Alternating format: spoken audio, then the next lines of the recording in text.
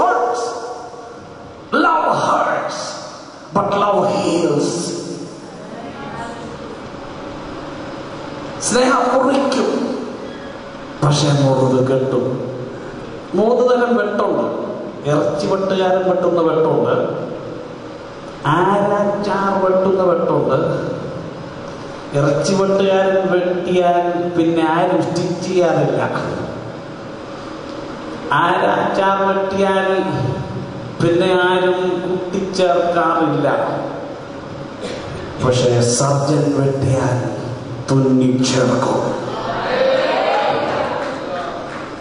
യേശു വെട്ടുന്നത് കൊല്ലാനല്ല, മുറിക്കാനാണെങ്കിലും സൗഖ്യമാക്കാൻ.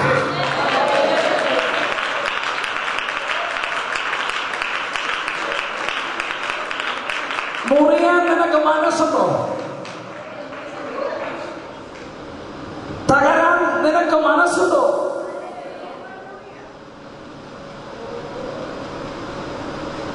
ഞാൻ ഒത്തിരി തകർക്കപ്പെട്ടയാളാ.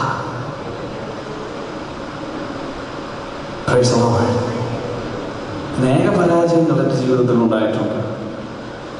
പക്ഷെ ഞാൻ പരാജയമാണെങ്കിലും യേശു ജയാളിയാണ്.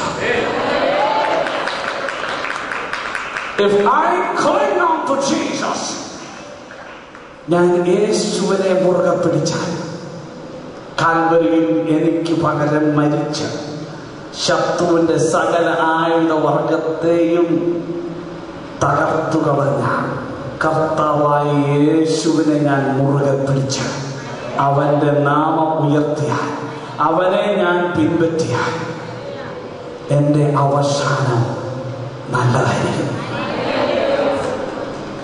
പലരും നന്നായി തുടങ്ങി,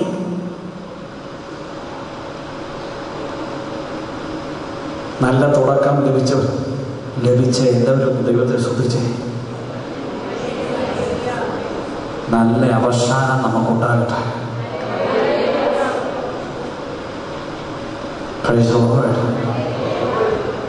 യേശു ചോദിക്കുന്നു, ഇവയെ അധികമായി. കഴിഞ്ഞ ദിവസം എന്നെ ഒത്തിരി ചെയ്തു ഈ പഴയ പാട്ടുകൾ. ദൈവമക്കളെ, എന്തോ പാട്ടുകളാണ്! ഓരോ വാക്കിലെയും ധനമെന്താ, ഭാവമെന്താ. പി.വി. തോമി എന്ന കർത്താമദാസൻ കുന്നംകുളത്തുകാരനായിരുന്നു. 1919 എഴുതിയ പാട്ടുകളാണ് നമ്മളീ പാടുന്നത്. വന്ദനം യേശു പരാ, പാടും ഞാൻ യേശുവിനായി.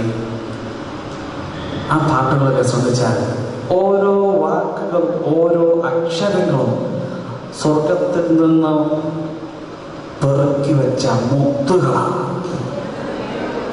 പാടാൻ ഒത്തിരി ബുദ്ധിമുട്ടി. ഞാൻ മറ്റുള്ളവർക്ക് എളുപ്പമായിരിക്കും, എനിക്ക് ബുദ്ധിമുട്ടായി. ഞാൻ ശരിക്കും ദൈവത്തെ വിളിച്ചാൽ പാടുന്നത്.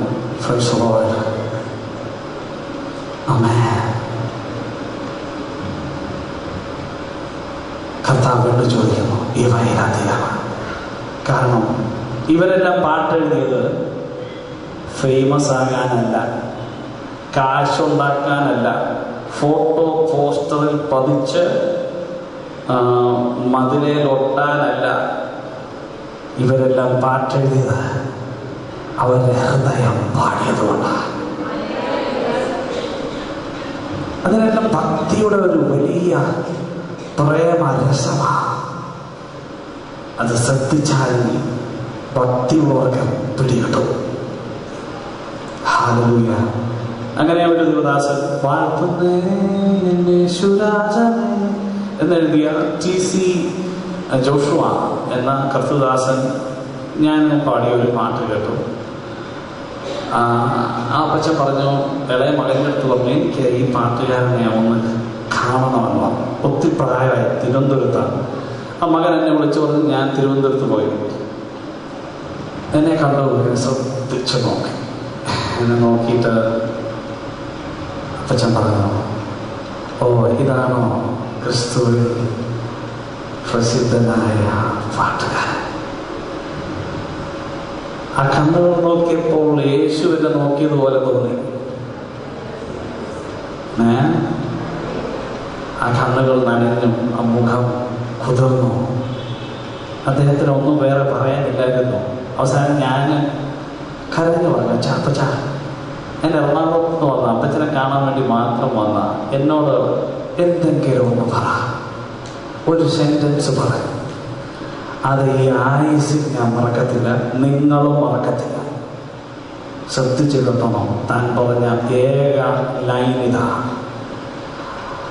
52 വർഷം കർത്താവിനെ ശുശ്രൂഷിച്ചു, ഇനി വീട്ടിൽ പോണം. ഒറ്റ കൈ ഇവിടെ പൊങ്ങി ഒരു ഹല്ലേലൂയ വന്നില്ല. ആർക്കും വീട്ടിൽ പോണ്ടേ?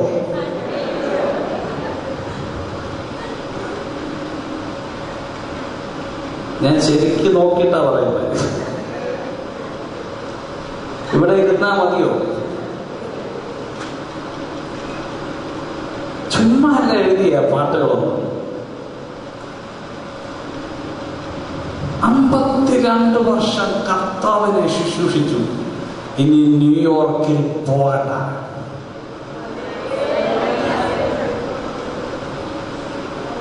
When I was in New York, ഞാൻ ന്യൂയോർക്കിലായിരുന്നപ്പോൾ, വേറൊരു ഭാഷ ഉണ്ടെങ്കിൽ അതുകൊണ്ട് പറഞ്ഞാൽ ഇത് വില കൂട്ടാൻ വേണ്ടി പറയുന്നതാണ്.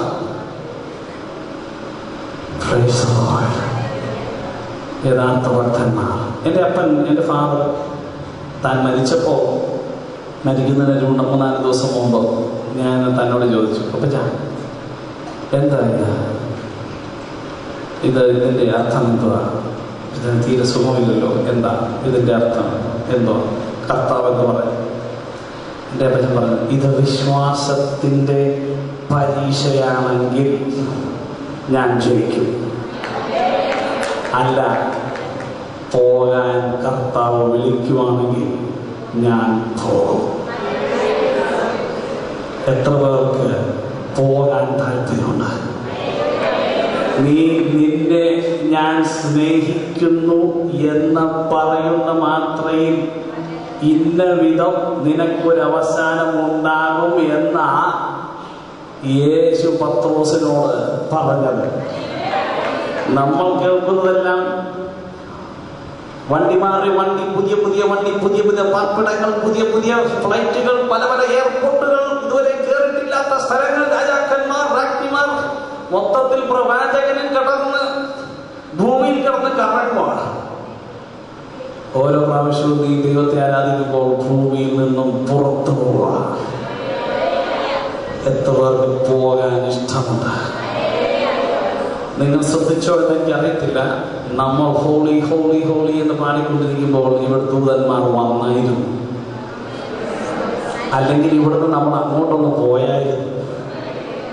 ഇതേതേലും ഒന്ന് സംഭവിക്കും. ജനറൽ കൺവെൻഷനിൽ കഴിഞ്ഞാണ്ട് ഇങ്ങനെ നടന്നില്ലായിരിക്കും, പക്ഷെ ഇങ്ങനെ ചെയ്താൽ എപ്പോ വേണേലും നടക്കും. പറയാൻ ദുഃഖമുണ്ട്. ഏറ്റവും ബുദ്ധിമുട്ട് പാസ്റ്റേഴ്സ് കോൺഫറൻസിലൊക്കെ വർഷിപ്പ് ലീഡ് ചെയ്യാനാണ്.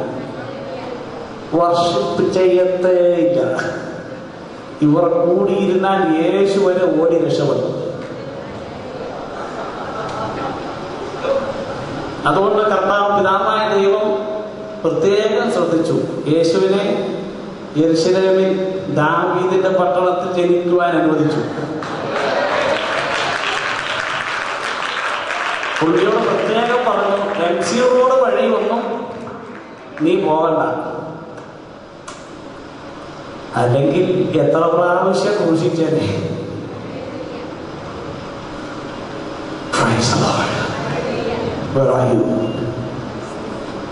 ഇവയിൽ അധികമായി നീ യേശുവിനെ സ്നേഹിക്കും എന്ന് നീ പറഞ്ഞപ്പോഴും, നീ കോഴി കൂടിയപ്പോഴും യേശുവിന് പത്രോസിന്റെ ഹൃദയം അറിയാമായിരുന്നു. അന്ന് അവന് ബലമില്ലായിരുന്നു, അവൻ ബലഹീനനായിരുന്നു. എന്നാൽ യേശുവിന് അറിയാമായിരുന്നു തന്റെ ബലത്തിന്റെ ആത്മാവ് താൻ യഹൂദായ ഗോത്രത്തിലെ സിംഹമായതിനാൽ തന്റെ ജീവനും പുനരുത്ഥാനവും നിറഞ്ഞ ശക്തിയവന്റെ പേരിൽ നിലനിൽക്കുമ്പോൾ യേശുവിനെ അറിയിക്കുന്നതിൽ യെസ്, യേശുവിനെ പ്രസംഗിക്കുന്നവർ പത്രോസ് ചാടി എഴുന്നേറ്റു. മരിപ്പാൻ താൻ തയ്യാറായിരുന്നു. എത്ര പേർ ഈ വിധം മരിക്കാൻ ഇഷ്ടപ്പെടുന്നു? നമ്മളിപ്പോ പറഞ്ഞു വരുന്നത് ബ്ലെസ്സിങ് മാത്രമാണ്. പക്ഷെ നാം എല്ലാം മരിക്കും. ആമേൻ. മരണം എല്ലാവർക്കും നിയമിച്ചതായതുകൊണ്ട് ഭയപ്പെടണ്ട. ഒരിക്കൽ ഞാൻ കുവൈറ്റിൽ പോയ സമയത്ത് എനിക്ക് ചിക്കൻ പോക്സ് പിടിച്ച് ഒരു ഹോസ്പിറ്റലിൽ കിടക്കേണ്ടി വന്നു. എനിക്ക് സെക്കൻഡറി ഇൻഫെക്ഷനായി ചെസ്റ്റ് കണ്ടീഷനും കൂടെ വന്നതിൻ്റെ ഭാഗമായി കഠിനമായ ചുമയുണ്ടായി. ഒരു അന്നാമ സിസ്റ്റർ പനി ഉണ്ടോ നോക്കാൻ വേണ്ടി തെർമോമീറ്റർ വായിൽ വെച്ച് പോയ സമയം കഠിനമായ ചുമയുണ്ടായിട്ട് എൻ്റെ നെഞ്ച് ഏതാണ്ട് ട്രിപ്പർ ലോറി ഹമ്പ് ചാടുന്നത് പോലെ ഒന്ന് ഇങ്ങനെ ആകുന്നത് പോലെ എനിക്ക് തോന്നി. ശ്വാസം കിട്ടാതെ വന്നപ്പോൾ പെട്ടെന്ന് സ്ഥലപ്പെട്ടു. ഞാൻ പെട്ടെന്ന് നോക്കിയപ്പോൾ നല്ല മനോഹരമായ കാഴ്ച ഞാൻ ശരീരത്തിൽ നിന്നും പുറത്തു വരുന്നത് പോലെ എനിക്ക് അനുഭവപ്പെട്ടു. ഞാൻ ഇങ്ങനെ നടന്ന് ഇങ്ങനെ വലിയ തൂണുകൾ പോലെ ദൂതന്മാർ നിൽക്കുന്നത് കണ്ടു. അതിൻ്റെ അപ്പുറത്തേക്ക് ഇങ്ങനെ പുക പോലെ ഞാൻ പോകുന്നതായി എനിക്ക് തോന്നി. അതിൻ്റെ അപ്പുറത്ത് യേശു നിൽക്കുന്നത് ഹല്ലേലൂയ കാണാൻ പോവുക. ആ കാഴ്ച കാണാൻ പോകുമ്പോഴേക്കും നേഴ്സ് എൻ്റെ മുറിയിൽ കടന്നു വന്നു.